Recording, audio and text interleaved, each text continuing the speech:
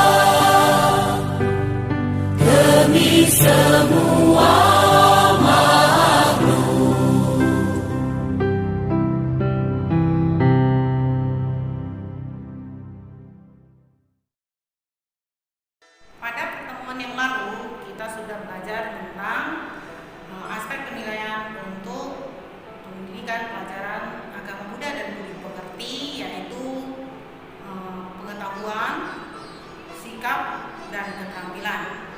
Nah, untuk pertemuan kali ini kita akan belajar tentang moralitas. Tujuan belajar moralitas itu untuk menciptakan manusia yang berakhlak, berbudi pekerti yang baik. Moralitas dalam istilah Buddhis dikenal dengan istilah sila. Sila pertama sekali diajarkan oleh Buddha dalam khotbah pertama beliau yang dilakukan di Taman Rusa Isipatana. Judul khotbah pertama Sang Buddha tersebut yaitu Dhammacakkappavattana Sutta. Sila ini terdapat di dalam Dhammacakkappavattana Sutta. Hal ini memberikan isyarat bahwa ajaran tentang sila begitu penting karena merupakan dasar atau fondasi dalam pengamalan ajaran Buddha. Pengertian dari moralitas mencakup semua perilaku dan sifat-sifat baik dan termasuk dalam ajaran moral dan etika agama Buddha. Menurut kosakata bahasa Pali, istilah sila mempunyai beberapa arti. Di sini ada dua. Yang pertama adalah sebagai sifat, karakter, watak, kebiasaan, perilaku, dan kelakuan.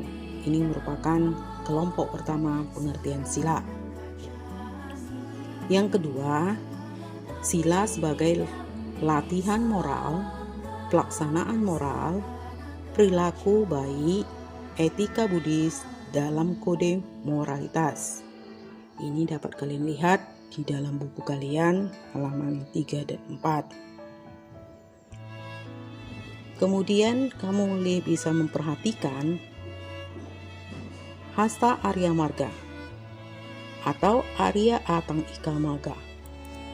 Arya Atang Ika Maga dikenal juga merupakan jalan mulia berunsur 8 atau jalan tengah, ataupun dikenal sebagai istilah Majjhima Patipada. Arya Atang Ika Maga sebagai sikap mental yang berwujud dalam ucapan benar yang dikenal dengan istilah sama waca, perbuatan benar sama kamanta, dan penghidupan benar yang disebut dengan sama ajiwa. Jadi dalam 3 komponen itu, yang pertama adalah ucapan benar, 3 komponen sila yang terangkum di dalam Arya Atang Ika Maga. Kelompok pertama adalah ucapan benar. Ucapan benar adalah ucapan yang tidak didasari oleh keserakahan, kebencian, dan kebodohan batin. Ucapan yang termasuk dalam ucapan benar adalah sebagai berikut. Poin A, musawada weramani. Artinya ucapan yang jujur atau tidak berbohong. B, pisunaya wacaya weramani. Ucapan yang mendamaikan dan tidak memecah belah atau tidak memfitnah.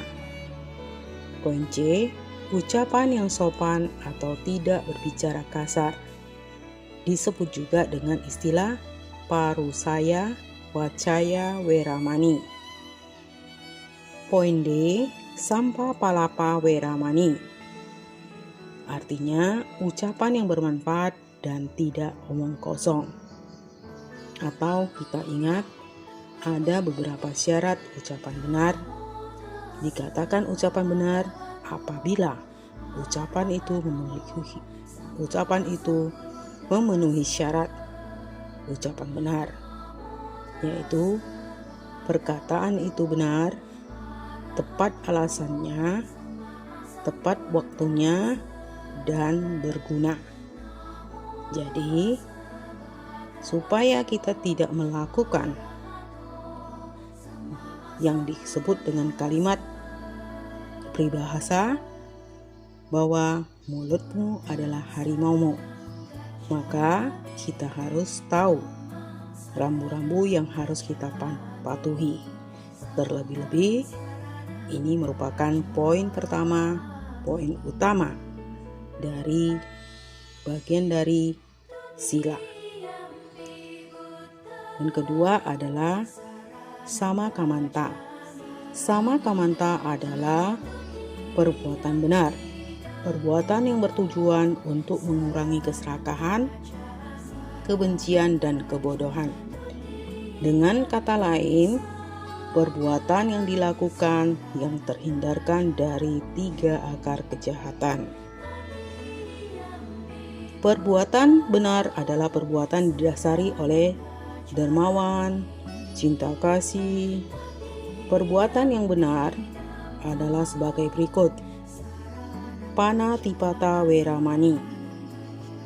Perbuatan yang menghargai hak hidup makhluk lain yang terwujud dalam menghindarkan diri dari membunuh. Kemudian yang B, poin B, adinadana weramani. perbuatan yang menghargai hak milik orang lain yang terwujud dalam menghindarkan diri dari mengambil barang yang tidak diberikan. Poin C. Kame sumica cara weramani, menghargai hubungan personal yang terwujud dalam menghindarkan diri dari berbuat asusila. Ruas ketiga dari kelompok sila yaitu sama ajiwa. Sama ajiwa berarti penghidupan benar. Penghidupan benar merupakan cara menjalani kehidupan sesuai dengan prinsip-prinsip kebenaran. Apapun profesi yang dilakukan oleh seseorang dijadikan sebagai penghidupan benar, tetapi kalau profesi tersebut dijalankan dengan cara yang tidak sesuai dengan prinsip kebenaran, maka menjadi penghidupan salah.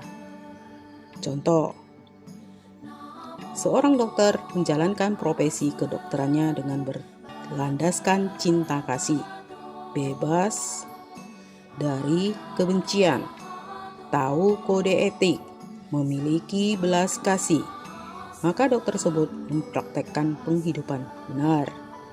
Sebaliknya, jika dokter tersebut dikuasai keserakahan dan kebencian, maka melakukan praktek yang melanggar kode etik, dia dikatakan melakukan penghidupan salah.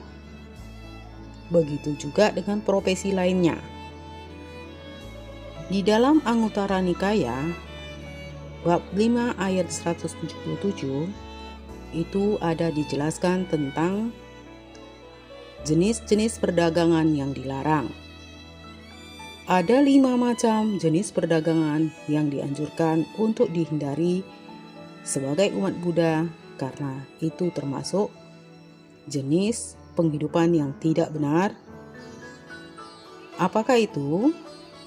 Yaitu berdagang senjata, makhluk hidup, berdagang daging, racun, dan zat-zat yang memabukkan. Jadi, dengan demikian kita mengetahui bahwa jenis perdagangan tersebut sebaiknya dihindari sebagai umat Buddha, sebagai praktek bahwa kita sudah menjalankan sila.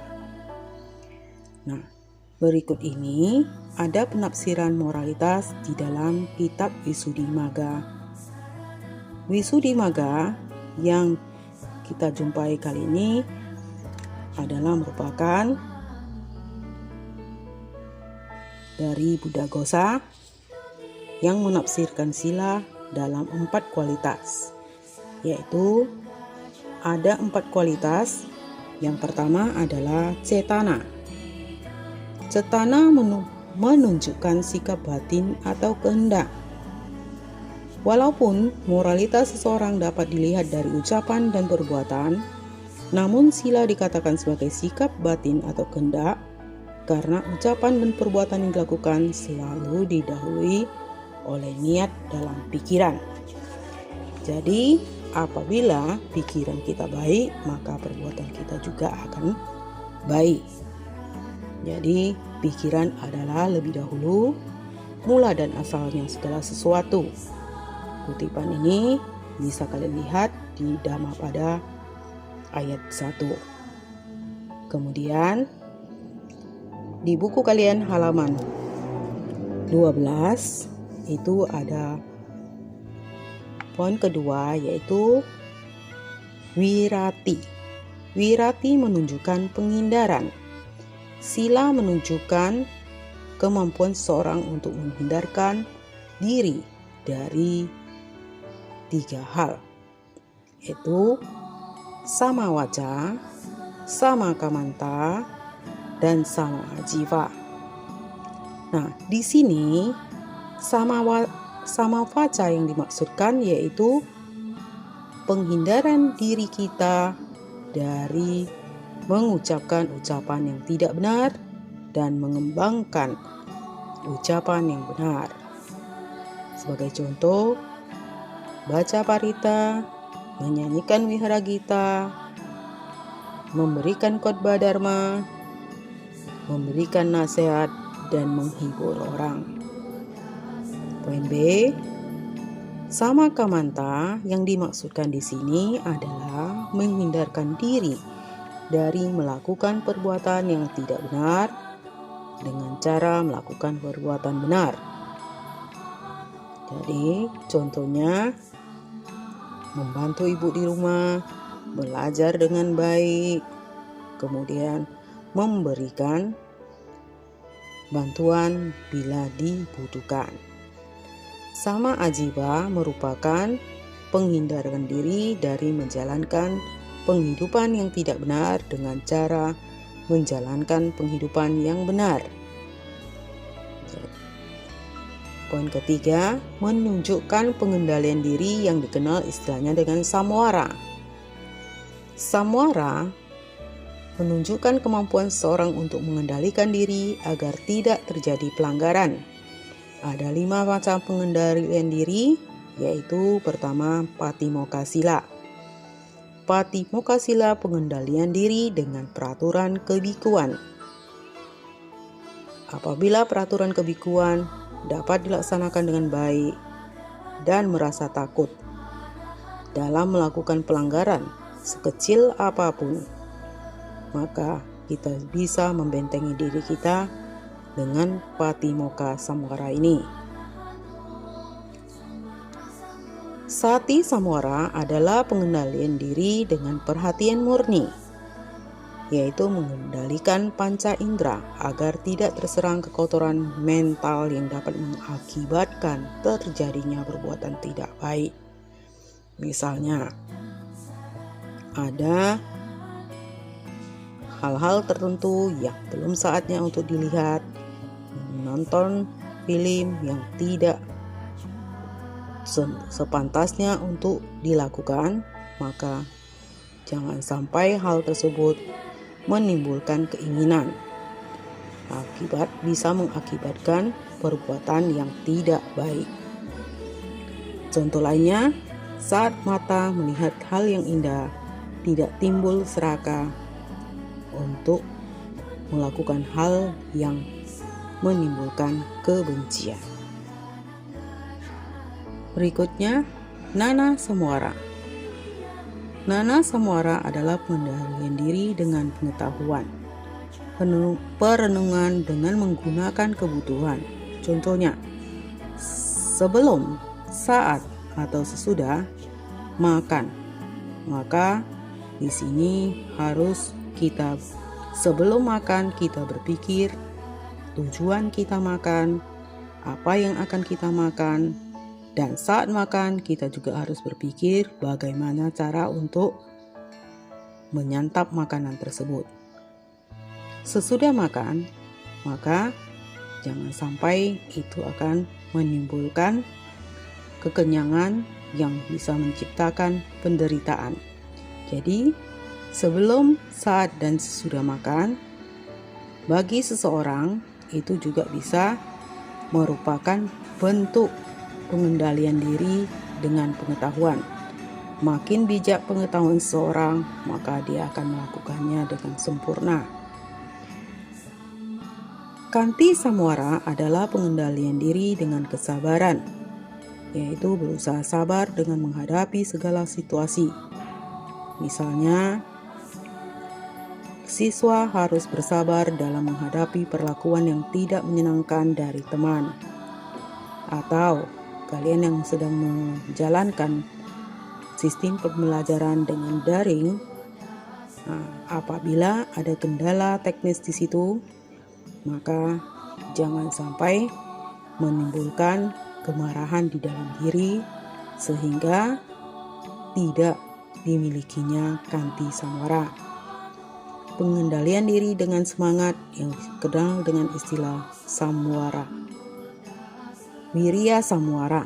Wirya Samwara pengendalian diri dengan semangat, yaitu mengerahkan semangat untuk menghindarkan atau menghentikan kotoran batin dan semangat untuk mempertahankan serta mengembangkan perbuatan baik yang sudah ada.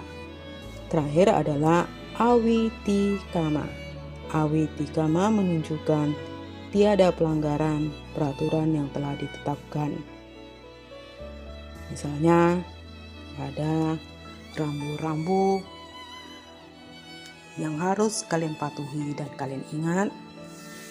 Sebagai contoh, belajar daring, maka harus ada etikanya di situ. Berbicara yang sopan, mengemukakan pendapat dengan benar, memberikan pertanyaan dengan sopan, dan tahu kalian menempatkan kata-kata yang santun, supaya apa yang merupakan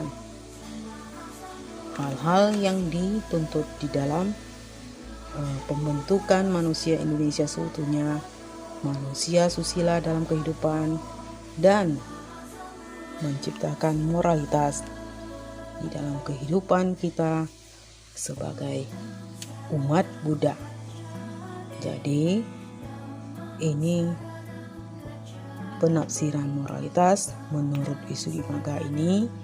Yang tadi dijelaskan itu, yang pertama adalah cetana, yang kedua adalah wirati, yang ketiga adalah samwara, yang keempat adalah